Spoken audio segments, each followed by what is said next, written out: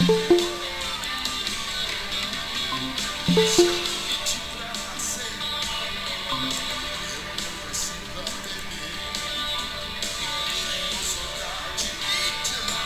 noite, boa noite. Tudo bem com vocês? Começando no horário para terminar no horário, né, Fábio? Nada melhor do que alguém que como é, eu gosto. Eu também acho que acaba virando hábito um som para começar a aula e para terminar. Mas agora eu assisto as outras aulas sem som, parece-me que está faltando alguma coisa. Mas vamos indo, né? Estamos já perto do final do terceiro bimestre, né? Acho que mais uma ou duas aulas já vai ser a prova de vocês. Quanto à ementa, nós estamos indo maravilhosamente bem, porque hoje nós já vamos tratar de sociedade, oh meu Deus do céu, de práticas abusivas. Eu estava falando de sociedades na primeira aula. Então, esta aula é a aula 14, já está postada no Moodle e assim que a gente terminar a aula eu posto também a gravação lá no Moodle. E eu começo a aula com esta imagem, com esse acontecimento e pergunto para vocês, já passaram por essa situação? Né? Então, qual situação a caixa ou caixa estar entregando, estar te dando troco em balas? É isso ou não? Vulgarmente a gente trata isso aí como sendo o troco em balas, mas na verdade, Fábio e Isabela, não é um troco em bala, porque se fosse troco em balas, você poderia juntar as suas balas e voltar no estabelecimento para estar comprando alguma coisa, concorda? E não é isso que acontece. Então, você não pode voltar lá no supermercado, no bar com um bolso cheio de balas, dizendo, olha, eu quero comprar um determinado produto X ou Y com balas. Então, na verdade, quando o caixa ou a caixa está te oferecendo e você aceita, você está fazendo a compra das balas. É por isso que é considerado, depois a gente vai ver, mas eu achei que era bom começar a aula com esse questionamento. Vocês vão ver que isso aí é uma prática de venda casada, né? Ninguém quer comprar bala em lugar nenhum. Eu, quando a moça já me oferece bala, eu já falo, olha, eu não como açúcar, então não posso comprar balas. Mas hoje diminuiu bastante, né? Eu acho que só mercados menores, em cidades menores, que eu acho que não existe essa possibilidade do troco em balas. Nossa aula hoje, cadê meu CDC? Tá aqui. Nossa aula hoje, ela vai se basear no artigo 39, depois lá o finalzinho, artigo 40 e artigo 41, mas a gente vai ficar aqui 90% da aula falando do artigo 39, que o caput dele diz o seguinte: é vedado, ou seja, é proibido ao fornecedor de produtos ou serviços, então englobou todos eles, dentre outras práticas abusivas. Vejam, código absolutamente principiológico, vejam que ele deixa é como se ele fosse dar a deixa ali para nós, ó, dentre outras práticas abusivas, ou seja, o julgador, o juiz, existe possibilidade de incluir outras práticas abusivas, se não ali dos 13 incisos que a gente vai conversar agora. Eu fui indicando cada uma das práticas abusivas, fui colocando o artigo e fui colocando uma gravura para que a gente pudesse ir construindo um mapa mental. A primeira prática abusiva é a venda casada ou a imposição de limites quantitativos pelo fornecedor. A questão lá da bala já é uma venda casada. A segunda que eu proponho aqui para vocês, a construção do mapa mental, é essa imagem, né? Quem já não foi no cinema e teve que comprar ali os produtos na própria Bombonière, no próprio barzinho ali do cinema. Já me aconteceu aqui em Maringá, já faz tempo, acho que faz mais de 10 anos lá no Catuaí. Naquela época eu ainda tomava milkshake do McDonald's, hoje eu não tomo mais. Comprei um milkshake do McDonald's e a moça me barrou na entrada do cinema. Disse que eu não poderia entrar. E eu perguntei para ela por que eu não poderia entrar. Ela me disse que é porque eu ia derramar o milkshake lá dentro da sala do cinema, poderia sujar as poltronas. Eu falei, moça, mas o milkshake tem tampa, né? E outra, eu já tenho. Naquela época eu já tinha mais de 30 anos, né? Eu falei, olha, eu já tenho mais de 30 anos, eu não vou derrubar as coisas no chão. Ela, não pode. Tive que tomar rapidinho ali antes de entrar, me deu uma dor de cabeça de tomar aquele negócio gelado, né? Eu não queria jogar fora. Mas hoje isso não acontece mais. Hoje você pode levar ali os produtos que você quiser, que elas nem te barram mais. Não é que não existia o Código de Defesa do Consumidor há 10 anos, já existia, obviamente, mas não havia a fiscalização como hoje existe, né? Vários mecanismos, PROCONs, consumidor.gov, então hoje o consumidor ele tem muito mais acesso aos seus direitos a reclamar do que 10 anos atrás.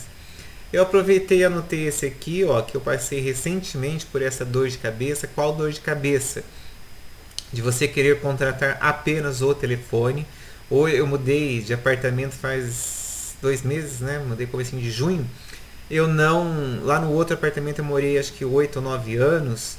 E já veio do outro apartamento um telefone. Quando eu digo um telefone, um número de telefone. Eu me lembro que ali embaixo, eu moro no mesmo prédio, ali embaixo no 901, eu nunca tive aparelho de telefone. Mas eu pagava pela linha telefônica. E assim, eu não cancelava porque eu pensava assim, é feio a pessoa não ter telefone em casa, né? E depois de tantos anos, né, com o telefone em casa sem ter nenhum aparelho, e hoje, em 2020, eu cheguei à seguinte conclusão: eu quero que se dane o que os outros pensam do meu cadastro, concordam? Se eu tenho telefone fixo, eu não tenho telefone fixo. Se quiser meu telefone fixo, eu dou meu telefone profissional, que é lá do escritório. Na minha casa não tem mais telefone fixo, então há 2 meses. E deu o que fazer para eu conseguir contratar apenas a internet.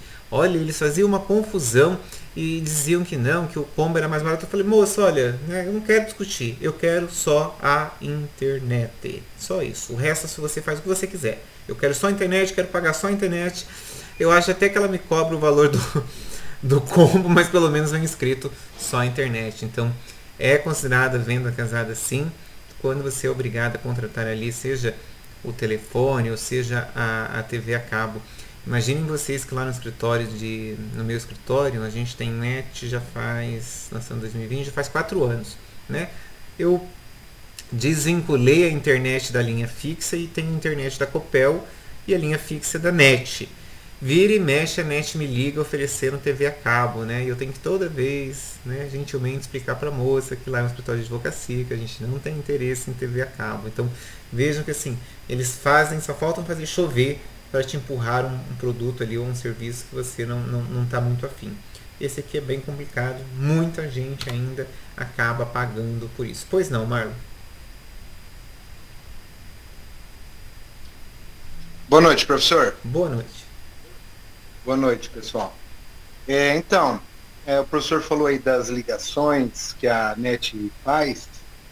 E eu recebi uma proposta da Claro para migrar, né, para fazer a portabilidade. E depois que eu aceitei fazer a portabilidade, a TIM virou o inferno na minha vida. Liga 5, 6, 7 vezes no dia, manda mensagem, tudo. Tá, e aí eu não posso fazer nada? Eu tenho que desligar na cara, mandar esse povo tomar se eu não me engano, Marlon, você consegue fazer uma reclamação no próprio site deles e bloquear esse tipo de ligação. Eles ligam também, quase me deixam maluco, porque assim, eu não. Graças a Deus eu não tenho dívidas, então eu não tenho o porquê telefone nenhum me ligar, entendeu? Tipo, me fazendo cobrança. Então eu atendo as ligações, porque quer dizer, quem tem o meu telefone não tem problema, eu posso atender, né? Não estou correndo de ninguém. E quase todo dia tem uma ligação que ou é da NET ou é da Claro, que meu celular acho que é da Claro, se eu não me engano.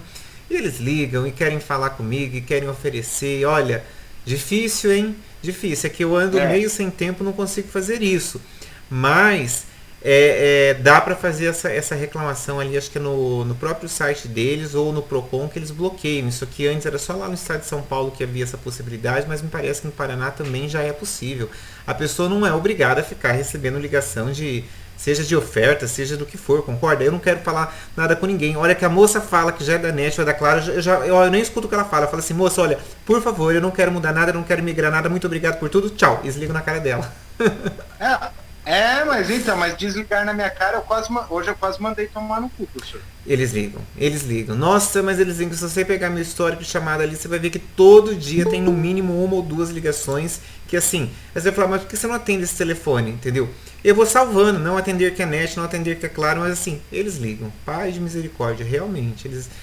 Posso te falar uma coisa? Eu tive uma ação dessa, uma cliente, que era Casas Pernambucana que ligava para ela. Não era ela que devia, era a sogra dela que devia. Ligavam de cedo à noite. Ela chegou a gravar, eles ligavam 7 vezes, por exemplo, na sequência. Ela gravou as ligações. Nós entramos com a ação aqui no juizado, juntei todos os áudios, tudo bonitinho. O que de primeira instância, o que o juiz fez? É realmente a importunação, é prática abusiva aí da cobrança, mas não há o dano moral, não tem prova. Protocolamos, fizemos recurso, a turma recursal deu R$3.000 de dano moral em razão da prática abusiva de ficar perturbando terceiros que não tem nada a ver com a história. Mas não é fácil, eu concordo. Eu também passo isso aí na pele, já não fiz prova, já não entrei com ação, porque esses dias tá meio corrida a coisa pro meu lado com essas aulas, com o escritório e com tudo mais, né? Mas fica aí a dica. Inciso 2, recusa de contratar pelo fornecedor. Então, o inciso 2 do artigo 39 vai trazer a possibilidade do que? Recusar atendimento às demandas dos consumidores na exata medida de suas disponibilidades de estoque ou em conformidade com os costumes. Eu busquei uma imagem e não encontrei. Quando eu digo não encontrei, a única imagem que eu encontrei que pudesse transcrever essa questão da recusa da venda foi essa daí, que eu vou até ajudar vocês, que eu acho que não deve estar muito, pelo menos na tela de cima não está muito legível. A parte amarela ali não interessa, que é a transcrição do artigo 2º que eu acabei de ler rapidinho, do inciso 2º. No balãozinho, o menininho do caixa está pensando assim: não fui com a sua cara, não vou vender nada para você, não vou vender nenhum produto para você, uma coisa assim. Então, vejam, isso aí seria a prática abusiva da recusa da venda. Você vai dizer, mas isso é possível? Eu já vi, gente, já tivemos ações no escritório nesse sentido. É que é bem difícil você fazer essa prova da recusa da venda, porque ela se parece um pouco com o cumprimento da oferta, não é? Por isso que eu estou dizendo, eu acho que já até no passado tive casos que acabei tratando como cumprimento de oferta, mas talvez desse para tratar aqui como prática abusiva da recusa da venda, né? É que hoje, com toda essa questão aí de discriminação e uma série de outras coisas, é complicado para um fornecedor ou para um funcionário se ele se meter numa confusão como essa, concorda? A pessoa pode puxar isso aí uma linha penal ali, uma linha criminal pro lado ali da pessoa, que Deus me livre, né? Deus me livre, digo isso. Isso aqui é tranquilo. Artigo 39, inciso 3, esse é o clássico, né? Clássico dos clássicos. Enviar ou entregar ao consumidor, sem solicitação prévia, qualquer produto ou fornecer qualquer serviço. Vocês podem ter certeza que o que eu ia colocar é o cartão de crédito enviado para o seu endereço, que eu fiz o print lá do site do CNJ. Aqui eu tenho 2 observações a fazerem para vocês. No passado, esse tipo de ação julgava procedente, né, como prática abusiva, e os juízes condenavam pelo dano moral in rea ipsa, né? Quer dizer, o que o dano ele é decorrente da própria atitude do fornecedor. Infelizmente, com toda essa pandemia, essa situação econômica que o país está vivendo, o judiciário tem mudado, já mudou o entendimento relacionado a esses casos de cartão. Não basta só o envio. Então, eu já tive umas 3 ações, acho que há 2 anos atrás, foram sentenciadas no começo do ano passado. Fizemos recurso, quando a turma recursal manteve o primeiro, a gente parou até de recorrer. Por quê? Qual que é o entendimento atual? Somente o envio do produto sem maiores desdobramentos não gera o dano moral in rea ipsa, ou seja, tem que ter outro desdobramento. Se for no cartão de crédito, você pode, se não houver, que hoje, né, dificilmente vai haver a inscrição indevida aí pela questão do cartão, mas eu já vi cobrança das taxas, uma série de outras coisas, você tem que fazer o cancelamento desse cartão. Se você tiver dor de cabeça em gravar as ligações, em fazer toda coisa bonitinha, talvez né, se tiver prova nos autos, você consiga um dano moral aí pela falha do call center ou aí a falha da prestação do serviço do cancelamento. Já tive casos nesse sentido, e quando a gente não faz a prova, né, buscando aqui o desdobramento dessa questão do envio do cartão de crédito, vai ficar na discussão do mero de sabor. Então, assim, como o meu escritório eu faço praticamente só direito do consumidor, né, uma ou outra coisa de civil e de empresarial, então a gente tem penado bastante com essas questões, com essas circunstâncias aí envolvendo o direito do consumidor. Então, assim, sou um estudioso da área e posso dizer para vocês que não está fácil. Quando eu digo não está fácil é porque Cada vez mais o judiciário, a turma recursal exige que a gente tenha o quê? Provas no processo. Então, se você só receber o cartão de crédito sem você pedir na sua casa, não adianta nada. Há 3 anos atrás eu recebi um cartão de crédito quer ver? Do Banco do Brasil. Eu tive conta no Banco do Brasil quando eu fui universitário. Isso tem quase 20, quase 25 anos, né? Eu encerrei a conta quando eu me formei. Não tive mais nenhum vínculo no Banco do Brasil. Agora tenho novamente porque tenho a conta salário lá. Mas há 3 anos atrás, o que o Banco do Brasil fez? Acho que eles estavam pegando lá por base de dados, né? Pegaram, eu digo isso porque no cartão de crédito tinha a agência e conta impressa. Mandaram para mim um cartão de crédito, né? Douradinho, bonitinho lá do Conta Ouro do Banco do Brasil. Mas o limite dele era de R$ 800, né? Imagine você se eu queria um cartão com limite de R$ 800. Então, o que eu fiz? Tentei cancelar, liguei, fiz tudo que vocês possam imaginar. Fui em tudo que é agência, pedi para um professor aí da UniFCV que trabalha no Banco do Brasil me ajudar.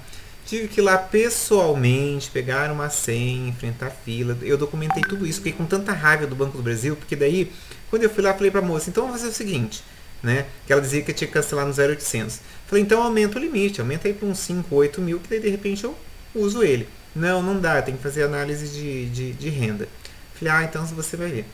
Entrei, fiz tudo bonitinho, fiz a reclamação no consumidor.gov, entrei com a ação, comprovei todo esse desgaste. O que o juiz fez? Nada. Mero dissabor. Está comprovada a prática abusiva do envio do cartão de crédito na casa do senhor Juliano, porém não há dano moral, porque ainda que tenha havido dor, ele não usou o termo dor de cabeça, ele usou, ainda que tenha sido obrigado a se valer por mais de um canal, mais de uma oportunidade para conseguir efetuar o cancelamento, não passou de meras circunstâncias do cotidiano. Que coisa, né? Que coisa. Eu sei o quanto eu andei atrás daquela porcaria daquele cartão, porque eu queria, como aquela conta estava encerrada há muito tempo, eu não queria ter problema com ele. Na verdade, tive mais problema do que se eu tivesse deixado ele jogado na gaveta, né? Porque tem um outro que eu recebi do Santander, a história é parecidíssima. O do Santander o limite era maior, acho que era R$ 1.700. Eu joguei lá numa gaveta, entendeu? E depois, acho que o ano passado, 2 anos atrás, eu abri uma conta no Santander. E daí quando a gerente foi lá mandar o cartão de crédito para mim, mandou lá bonitinho, Van Gogh, o limite que eu queria. Mas ela falou assim para mim, consta aqui na sua conta um outro cartão vinculado. Eu falei, não tem cartão nenhum. Daí ela pegou e mostrou lá a cara do cartão que tinha. Era o bendito cartão que eu tinha jogado em uma gaveta e não sei onde estava. Daí ela falou assim pra mim, você precisa achar esse cartão, porque esse cartão, se você devolver ele aqui pra mim, né, cancelar ele, conseguir cancelar ele aqui junto comigo, a gente vai juntar e acrescentar no seu mais esse limite. Olha, gente, que eu já procurei aquele cartão esses dias, sem querer, eu estava mexendo lá no escritório, na minha mesa, numa parte lá embaixo, assim, que ficam uns livros ali que eu uso mais. Acredito que eu achei o bendito cartão. Aí eu acabei não indo no banco, mas eu preciso ir lá. Então, essas coisas de cartão de crédito não é brincadeira. Então, eles mandam mesmo, é prática abusiva, mas tem que ter o desdobramento, tem que ter ou a inscrição do dano moral, ou a prova aí de tudo que você fez para conseguir fazer o cancelamento. Eu não entro mais com ações nesse sentido, a menos que tenha desdobramento, né? Eu tive 3 clientes, mais a minha, 4 aqui no último ano, né? Chega, né? Acho que não estamos numa época de ficar trabalhando para não ganhar. Eu fiz mais uma anotação aí, fique atento.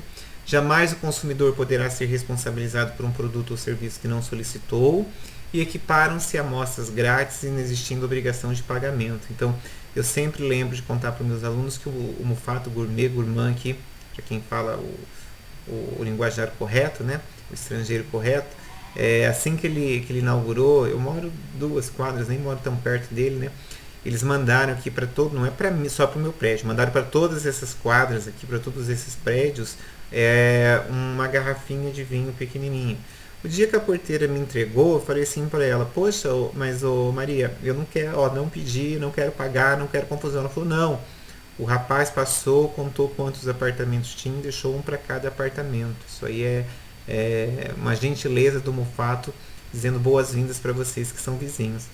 Então vejam, em hipótese nenhuma eles poderiam mandar ali um boleto ou qualquer outra coisa para mim cobrando aquela garrafinha de vinho que foi enviada. Aquilo ali é amostra grátis, não pode ser cobrado. Então cuidado. Agora, se o senhorito ou a senhorita pediu, então tome muito cuidado porque vai ter que pagar. 4.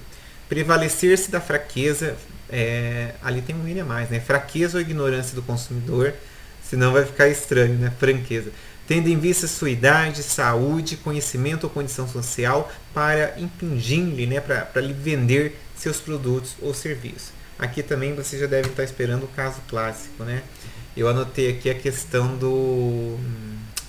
Essa tela eu printei lá do Facebook, ó, do CNJ oficial, é a questão do cartão do cartão de crédito consignado para idosos, né? Isso aí tem dado muito problema, né? Para quem gosta de Netflix, tem uma série americana chamada Rota do Dinheiro Sujo, tem um dos episódios lá que lá nos Estados Unidos vai mostrar que os empréstimos consignados de lá já foram banidos, né? Todo mundo já foi preso e aqui no Brasil está muito em alta. Se eu conseguir preparar para amanhã para o pessoal do Eixo, eu quero trabalhar um caso desses. Quando eu digo trabalhar um caso desses, analisar a petição inicial, defesa, provas e sentença. Um caso ali de Marialva, bem legal. O juiz julgou, acho que foi totalmente procedente os meus pedidos, viu? Ele fez toda a revisão, mandou devolver, deu dano moral. Fiquei muito satisfeito, fazia tempo que eu não via uma sentença tão redondinha. Quando eu digo sentença redondinha, pedidos e sentença pareados. É muito legal quando você consegue profissionalmente um caso que os seus pedidos são totalmente procedentes, sabe? É gratificante. Eu penso que eu ainda, tirando a parte material, a parte financeira, eu acho que uma das coisas dentro da advocacia que eu mais gosto é a identificação ali, quando você consegue ver que realmente você está fazendo o trabalho correto. Quando eu digo correto, está chegando ali no resultado que você queria, né? Evidentemente que financeiramente não tem nem discussão, mas profissionalmente eu acho que é uma realização quando você consegue esse tipo de coisa. Então, isso aqui é um leque. Eu, se fosse formando, estaria pensando em procurar uma pós, ou comprar um livro, ou começar a estudar os casos nessa linha aqui de revisão, de indenizatórios aqui de práticas abusivas voltadas ao idoso, à terceira idade, né? Se você pensar, é uma classe hoje que é volumosa, tem em todas as cidades e os bancos fazem mesmo aquilo que eles acham que é melhor para eles, não é o que é correto, aquilo que é melhor para eles. E o trabalho aqui do advogado vai estar na articulação do direito e na manipulação das provas. Quando eu digo manipulação, não é para você inventar, mas para você conseguir fazer a prova daquilo que você está alegando. Fica a dica aqui, se amanhã eu preciso mexer nesse negócio na hora do almoço para conseguir trabalhar isso à noite no Eixo, senão não vai dar, mas amanhã vou dar um jeitinho. Amanhã o almoço é rapidinho, é de marmita mesmo. 5. Exigências e vantagens excessivas. Então esse aqui seria o inciso 5º do 39, que indica ali quando o fornecedor está cobrando, está buscando ali vantagem. Ele também está faltando um M, precisando corrigir esses slides. Vantagem manifestamente excessiva. Ali eu coloco o exemplo com a taxa de juros, mas eu trago outras fotos mais interessantes. Printei isso aqui do site do CNJ. Olha lá que interessante. Cobrança por sobra no prato de comida é considerada cobrança prática abusiva, ou seja, estou cobrando vantagem manifestamente excessiva. Eu não sei vocês, mas eu me sinto constrangido quando consumidor, quando eu vou em um restaurante, que o restaurante é por preço fixo, né? E tem essa plaquinha, as sobras serão cobradas. Veja, eu, por uma questão de formação, né, minha família é simples, eu morei em república, fiz faculdade pública, então assim, eu não vim do desperdício, eu vim justamente sou contrário do desperdício, então raramente você vai ver comida sobrando no meu prato. Só vai acontecer isso se realmente eu pegar alguma coisa que eu não gosto. E quando eu não gosto, como eu não gosto de várias coisas, eu só pego o que eu gosto mesmo.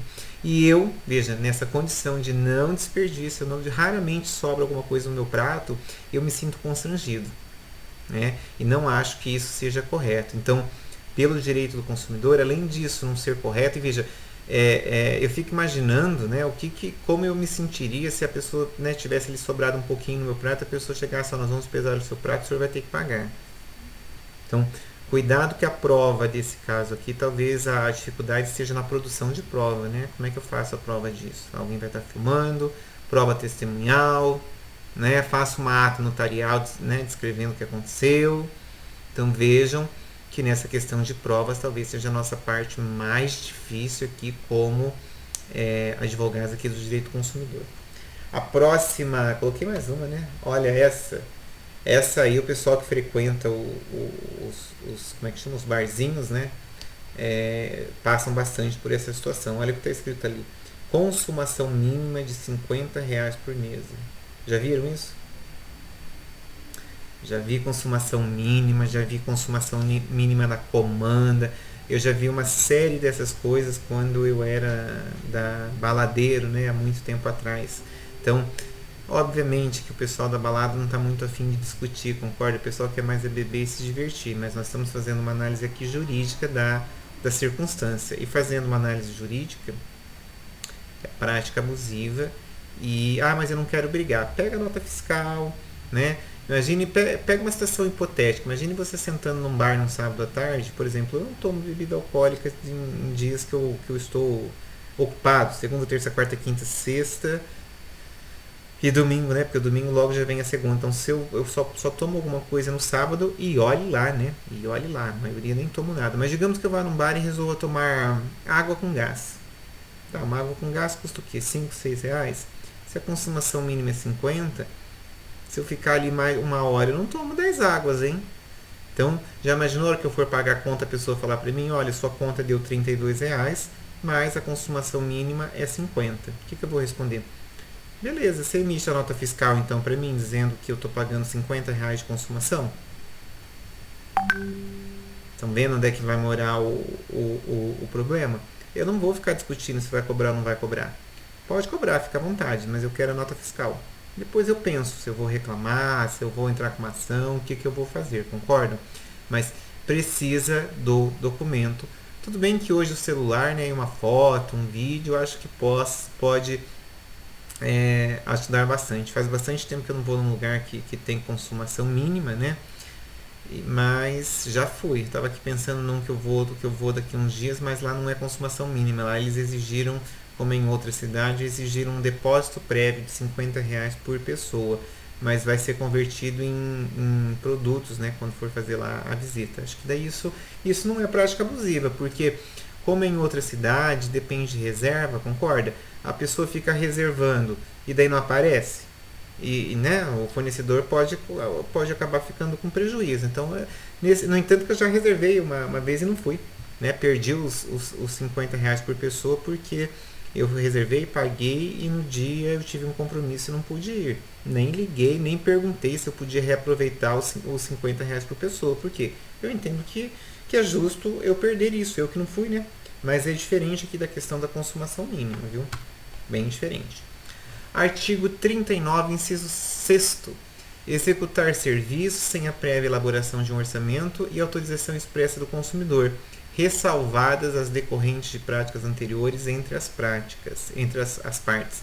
Eu anoto ali, quer ver? Eu acho que eu não achei figura, realmente, eu não achei a gravura referente a isso, mas eu anotei para não esquecer. Seria a questão do carro deixado na concessionária. Se você pegar para analisar o que hoje as montadoras estão fazendo, a maioria delas elas fazem aquilo que eles chamam de revisão tabelada, né? Já tem um valor pré-estabelecido. Mas por quê, professor? Eles estão fugindo da discussão desse artigo 6º. Eu me lembro que há muito tempo atrás, né, não é falando mal da marca, não é isso, não, muito pelo contrário. Mas eu tive carros da Volks há 10 anos atrás e eu me lembro que a Volks fazia revisão, segundo se você fosse seguir o manual, e eu seguia de 6 em 6 meses. E todas as vezes que você ia fazer revisão, você deixava o carro lá e não tinha o valor pré-estabelecido. Eles te traziam de volta, né? Na época me deixava lá no jurídico, e depois eles passavam um fax daquilo que eles achavam que era necessário trocar no carro. Algumas coisas eu autorizava, outras coisas eu não autorizava. Eu nunca me esqueço de uma das últimas revisões que eu fiz lá num dos carros, que eu já estava a fim de trocar ele mesmo.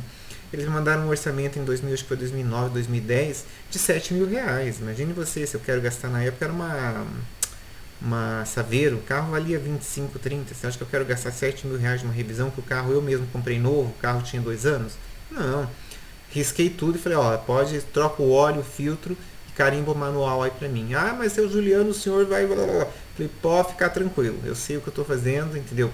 Fiz isso e depois acabei trocando o carro em outro lá com eles novo mesmo e tudo mais. Mas vejam, se eles tivessem seguido a prática entre eu e eles, qual era a prática? Eu sempre mandava fazer as coisas, mas não 7.000, estão ficando doidos? Jesus, 7.000, em 2010 ainda, era muito dinheiro, entendeu? Então assim, hoje as montadoras elas buscam fugir dessa discussão e as revisões estão tabeladas. Outras marcas estão dando revisões, né? E primeiro ano, o carro atual que eu tenho foi na promoção dos 3 anos ou 40 mil quilômetros. Veja, isso aí pesou bastante na minha decisão de trocar o carro, porque 3 anos de revisão ou 40 mil quilômetros, poxa vida, dependendo do modelo do carro, como é o meu caso, isso aí dá um bom dinheiro. Então assim, são coisas que o fabricante está fugindo em razão do direito do consumidor. Eu não tenho nem discussão, eu tomei só o cuidado de ler aquelas letras pequenininhas, sabe? Abri no Instagram e li certinho a promoção, porque eu queria saber se realmente eu estaria coberto nos 3 anos. Eu só não vou estar coberto de itens de desgaste, né? Então pneu, paleta de para-brisa, coisas que são desgaste do uso do carro. Agora, o resto, o resto é por conta do fabricante. 7. Artigo 39, inciso 7. Repassar informação depreciativa referente a ato praticado pelo consumidor no exercício de seus direitos. Aqui, se eu não me engano, eu também não encontrei uma imagem que expressasse, mas eu encontrei esses dizeres aí, que acho que, se eu não me engano, é lá do CNJ também, que seria o quê? Esse repasse de informação depreciativa seria com o objetivo de evitar constrangimentos ao consumidor quando ele tiver que defender os seus direitos, impedindo que o fornecedor venha denegrir a sua imagem. Imaginem vocês que, se vocês forem tirar se vocês tirarem uma certidão minha no cartório distribuidor como Juliano autor de ações, você vai ver que eu já tive lá no juizado mais de 40 ações como autor. Quantas eu ganhei? 90%. Você vai dizer, mas então você perdeu 10%. Não sei, o juiz entendeu que eu não tinha direito. Algumas eu fiz recurso, ganhei, outras eu não ganhei também no recurso, fui condenado à sucumbência, paguei, né? Eu acho que tudo isso é uma questão de entendimento de análise jurídica, evidentemente, que se eu entrei com ação é porque eu achei que eu tinha razão, né? Também não sou tão retardado a esse ponto de fazer aventuras jurídicas e ser condenado em uma litigância de má-fé. Não tive nenhuma condenação de litigante de má-fé. Mas essa questão de informação depreciativa seria isso. Seria a possibilidade, digamos que eu já tenha, sei lá, eu me lembro que o Itaú foi um dos que eu mais briguei. Digamos que o Itaú faça uma informação lá para, sei lá, para outro banco, para algum lugar de que eu tive várias ações ou reclamações contra eles. Isso aí vai me constranger. Ué, se eu tive reclamação, para mim a questão não é essa. Para mim a questão é, minhas reclamações eram procedentes ou improcedentes? Né? Eu me lembro que, quanto advogado do Itaú, há muito tempo atrás, a gente recebia aquelas reclamações do PROCON e a primeira análise que a gente tinha que fazer era, é procedente ou não é procedente? Se fosse procedente, a gente tinha que resolver. Se não fosse procedente, a gente tinha que provar que não era procedente. E assim, eu tinha bastante êxito nessa questão do PROCON, porque eu fazia a prova bonitinha, porque eu sabia que, se não resolvesse no PROCON, isso ia ser uma ação na justiça. Entendeu? Mas isso aí que é entendido como prática abusiva. A gente tem usado esse inciso para discutir aquelas ações cis-bacen. Quais ações cis-bacen? A pessoa vai lá, liquida a dívida dela, paga o que ela deve e o credor vai lá e inscreve ela no Banco Central como prejuízo. Veja, se você vai me inscrever como prejuízo, você tem que me dar a ciência disso. Está entendendo? Por que dar a ciência disso? Porque eu tenho que decidir se eu quero me inscrever como prejuízo ou não. Eu fui autor eu tenho algumas dessas no escritório. Agora estão mudando o entendimento, mas eu tive 2 minhas e as 2 eu ganhei. Uma foi contra o Bradesco e a outra foi contra o Itaú. Em ambos os bancos eu liquidei aquelas operações de Finame, sabe? Na época lá dos caminhões, no meu nome mesmo, no meu CPF, liquidei operações com desconto. Descontos consideráveis, né? Isso aí há 12, 13 anos atrás. O que esses bancos fizeram com o meu CPF? Escreveram ele no cis-bacen como prejuízo. Tipo assim, tinha uma operação lá de 2 contratos que somados davam 600 e poucos mil, liquidou por 200. escreveram que eu dei 400 mil de prejuízo para o banco. Ah, dei 400 mil de prejuízo para o banco e você ainda não pôs meu nome no Serasa? Então, o que acontece? Eu ganhei nessa ação, acho que, salvo engano, foi 12 mil de dano moral mantido em segunda instância, no juizado. Né? Por quê? Porque eu tinha um comprovante de pagamento, não tinha informação de que isso aí seria prejuízo, no entanto que os bancos mudaram a sistemática agora. Quando você vai fazer um acordo com eles desse tipo de acordo, eles não mandam mais só o boletim para vocês, eles querem fazer o quê? Petição de acordo. Entendeu? Porque na petição de acordo eles constam que você está quitando a dívida de X por Y e que eventual diferença será informada ao Banco Central como prejuízo. Assinou isso aí, ó, pênalti, morreu, não vai ter como entrar com a ação. Mas nas que a gente tem lá no escritório são algumas ações, porque hoje o banco não faz mais isso, então veja, a gente teve que garimpar ações lá do passado de alguns clientes. A discussão é se essa inscrição geraria, em primeira instância, eles entendem que essa inscrição não é restritiva de crédito. Mas a minha linha de argumentação é justamente isso. Se não é restritiva de crédito, então tira ela de lá. Porque nós temos instituições como a Caixa, o Sicredi, o Cicobi, que fazem a análise do Sisbacen para te abrir uma conta, para te conceder crédito. Entendeu? Então, assim, estão vendo como algumas coisas dependem da prática, depende de estudo, depende ali da vivência na área. Não tem como você só lendo esse artigo, você ter toda essa ideia que eu estou dando para vocês. Precisa realmente aqui ouvir um pouquinho. Artigo 39, inciso 8º, seria a inserção no mercado de produto ou de serviço de acordo com normas técnicas. Não vou ler tudo isso aí, mas eu já vou te colocar a imagem para você vai entender do que eu estou falando. Nós tivemos uma grande discussão no passado sobre essa questão das cadeirinhas, né? E dos capacetes, devia ter procurado uma imagem dessa, capacete de motocicleta, né? Que eram produzidos de qualquer forma, já foi objeto ali de testes no Fantástico, né? Em que as cadeirinhas não traziam a segurança que diziam, os capacetes também. Então, hoje isso é considerado prática abusiva, né?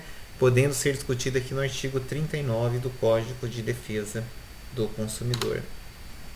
Artigo 39.9, recusa de venda de bens ou de serviços.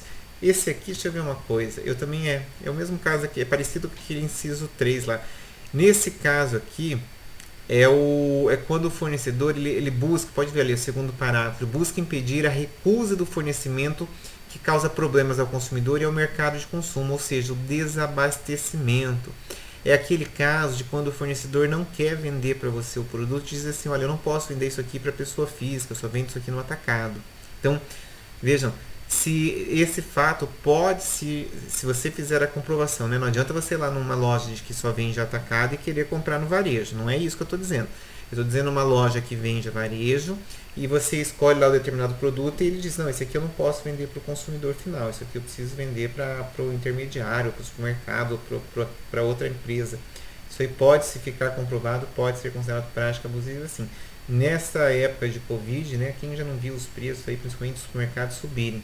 Não sei o que o Procon está fazendo, que ainda não tomou providência, né? Vocês viram para quanto foi o saco de arroz? Eu não como arroz, mas eu sei que subiu porque está todo mundo reclamando, ouvi inclusive a minha mãe reclamando. Então, veja, e daí eu fui tomar ciência e realmente, olha, o último preço que eu tinha na cabeça de arroz era de 10, 11 reais. Hoje o arroz já está acho que 24, 25, então, né, alguma coisa não anda bem. Artigo 39, inciso 10º. Elevar sem justa causa o preço de produtos ou serviços. Aqui eu achei essa e uma outra muito interessante. Olha o que está falando isso aqui. Isso aqui é do Procon do Maranhão, tem um Procon bem atuante.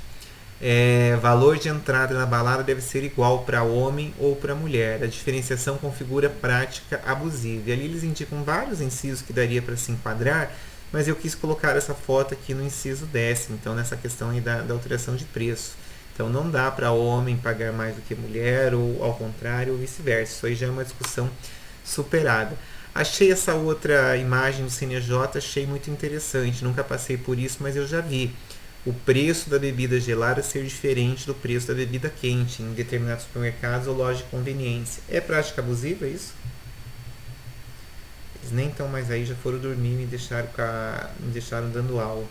É prática abusiva desde que você não faça a informação para o consumidor. Se você informar que existe a diferença de preço, que o gelado é mais caro, porque, né, porque está gelado, não é considerado prática abusiva. Agora, se fosse surpreender o consumidor, realmente pode ser prática abusiva. 39.12, porque 12, o 11 foi vetado, então o inciso 11 não existe. O 12 é deixar de estipular prazo para o cumprimento de sua obrigação ou deixar da fixação do seu termo inicial ou a seu critério exclusivo. Eu coloco uma questão ali do freio de carro, mas eu acho que depois eu fiquei pensando, eu acho que um exemplo mais adequado aqui para o caso seria pegue o seu contrato com a UniFCV, seria a mesma coisa que a UniFCV não colocasse ali um termo final. Quando eu digo um termo final, hoje você sabe que cumprindo todos os 10 semestres, né, tendo nota e presença e com mensalidade em dia, você vai ter o seu diploma de bacharel em Direito. Digamos que estivesse uma cláusula contratual em que não ficasse claro que ao final dos 10 períodos você fosse, e cumprido esses requisitos mínimos, você fosse formar. Uma cláusula em branco que eles chamam, né? Uma cláusula que o Barbieri pudesse depois inventar uma pós-graduação ou mais uma disciplina ou qualquer outro argumento aí para que você não pudesse formar no tempo regular. Isso seria uma cláusula em branco e seria considerada uma cláusula abusiva, porque nós não podemos deixar em prol aí do fornecedor a decisão de datas, valores, né? Isso tem que ficar previamente estabelecido entre as partes. Tá? Usei esse caso da faculdade como exemplo, mas ela não faz isso não, fique tranquilo, deita e durma. Inciso 13º, aplicar a forma ou índice de reajuste diverso ao reajuste legal ou contratual estabelecido. Esse aqui é o caso dos contratos bancários. Então, assim, quando você pega um contrato bancário para analisar, a primeira coisa que você tem que fazer é analisar se esse contrato está nos termos do Banco Central. Quando eu digo nos termos do Banco Central, se a taxa de juros, se os juros de mora, se a multa de mora, se ela está nos termos do Banco Central. Já vi contratos que estabelece uma acumulação ali de encargos, né? Comissão de permanência, mais juros de mora, mais multa. Não dá para acumular tudo isso aqui, né? Porque se você somar isso aqui dá quase quanto? 30%, né? Imagina. Isso aí não dá. Então, eu já tive uma ação dessa que eu discutia a taxa de juros aplicada num contratinho lá de consignado. Fiz no juizado, fiz a continha, indiquei que eu não estava fazendo revisão e estava pedindo somente ali a nulidade daquela cláusula, daquele índice, e naquele, olha, eu tenho esse processo de case, viu? E ali o juiz foi muito espirituoso, entendeu bem o que eu estava falando e julgou procedente o meu pedido. Não deu dano moral, mas mandou ali fazer a substituição pelo índice que eu estava indicando e printando as telas do Banco Central. E eu me lembro que a restituição ele deu R$2.000 e poucos. O banco veio e pagou, nem fez recurso, né? Com medo que fosse gerar ali uma jurisprudência, uma ementa, né? Para que outros advogados pudessem estudar o caso. Eu vou ver se eu acho essa sentença para que a gente trabalhe lá no eixo. Artigo 39, inciso 14º. É o último inciso, pode ver que ele foi inserido pela Lei 13.425 de 2017. Eu vou ler esse inciso e vou mostrar uma imagem para vocês que é inesquecível. Permitir o ingresso em estabelecimentos comerciais ou de serviços de um número maior de consumidores que o fixado pela autoridade administrativa como máximo. Essa lei ela foi inspirada, ela foi decorrente em razão do que aconteceu lá na Boate Kiss, né? Então aquela morte lá de 253, né, pessoas, se eu não me engano, foi em razão de ter ali um número muito maior do que cabia no local. Então fica o alerta, porque nesse período de Covid, de pandemia, vocês podem ver que os espaços eles não podem mais ter o número de pessoas que tinham antes. Então aí por uma questão de segurança sanitária e de saúde, né? Mas olhando aqui pela questão do direito do consumidor, também tem que se respeitar aqui a questão do que seja a capacidade máxima que as autoridades estejam indicando. Quando a gente diz autoridade, a gente está pensando em corpo de bombeiro, em polícia militar e até na própria prefeitura quando vai otorgar um alvará para a realização de um evento. Então, cuidado com isso. Eu acho que isso aqui se aplica mais na questão do fornecedor, se você for advogar para algum deles, mas a informação nunca é demais, né? Isso aqui é bem importante. 40, deixa eu pegar meu CDC, porque o artigo 40 ele diz o seguinte: artigo 40. O fornecedor de serviço será obrigado a entregar ao consumidor o orçamento prévio discriminado o valor da mão de obra, dos materiais e equipamentos a serem empregados e as condições de pagamento, bem como as datas de início e de término do serviço.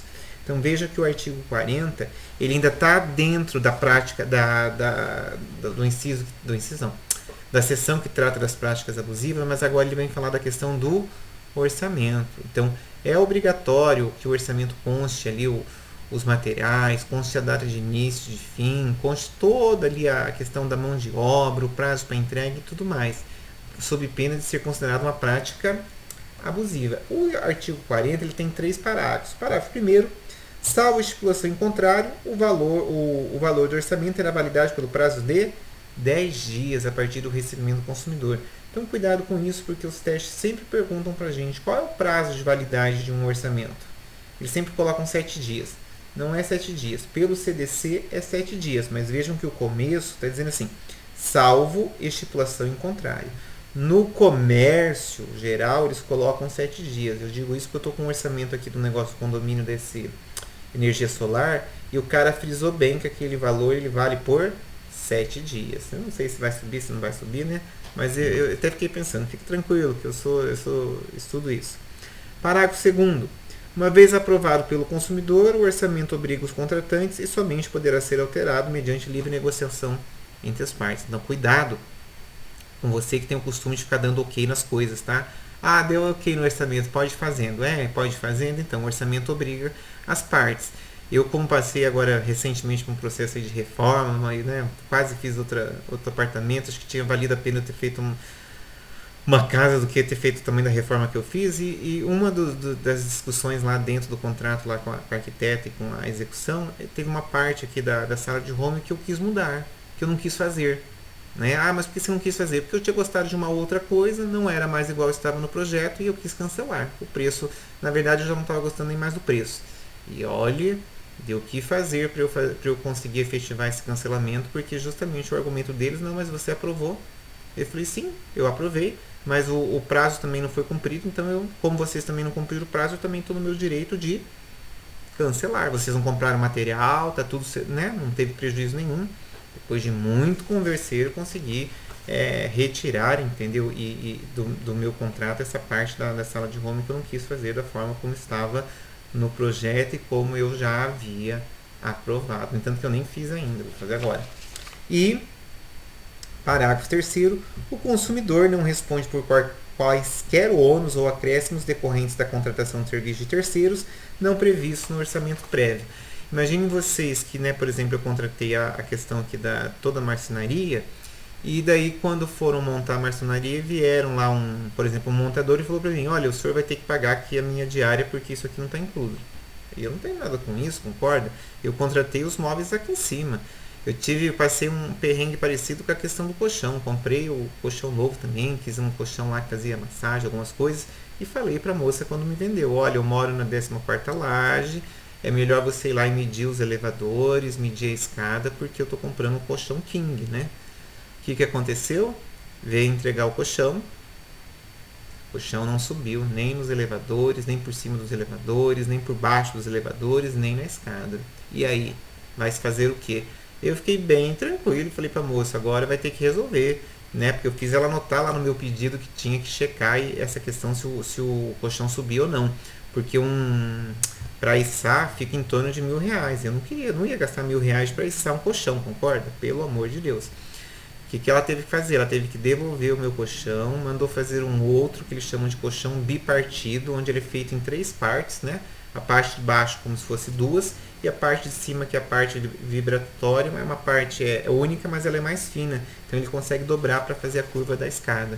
Foi isso que ela teve que fazer. Então vejam que eu estava, né, não falei que eu estava amparado no Código de Defesa do Consumidor, mas aquilo ali eu não ia arredar o pé do lugar, eu não ia pagar R$1.000 para o colchão subir, mas nem nessa nem na próxima vida, né? E eu já estava precisando do colchão para mudar, né? Eu já tinha pago lá no cartão de crédito, tava, né? Minha parte estava feita. E para a gente ir embora, né? Pra gente ir embora, tá faltando um, tô chegando no final antes da hora, é que eu não pus ali.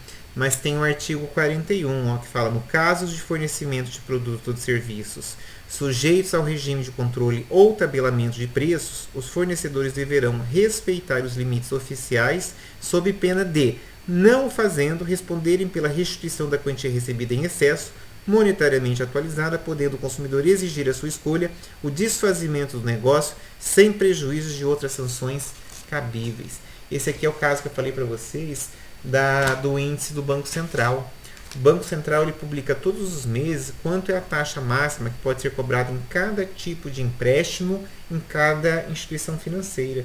Então, toda vez que você pega um contrato de financiamento, seja ele CDC, leasing, consignado, cartão de crédito, qualquer um, você pode buscar lá na página do Banco Central que você vai encontrar qual é a taxa máxima que pode ser aplicada naquele produto ou naquele financiamento.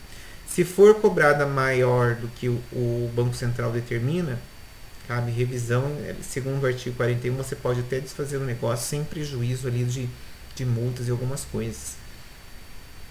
Gente, era isso que eu tinha para conversar hoje como prática abusiva, né? Então, eram 14, né, menos 1 eram 13 incisos do artigo 39. É bastante coisa, a matéria é fácil, mas depende ali da explicação de cada um dos itens, da exemplificação conforme eu fiz. Eu acredito que para nossa prova a gente vai seguir mais um pedacinho, né?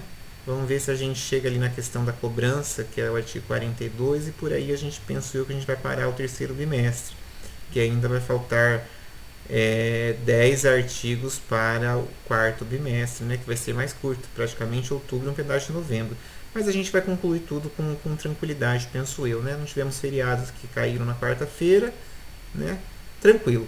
Então, eu vou ficando por aqui. Boa noite, bom feriado para vocês e até quarta-feira que vem, né? Vou deixar o Lu Santos aqui tocando para vocês.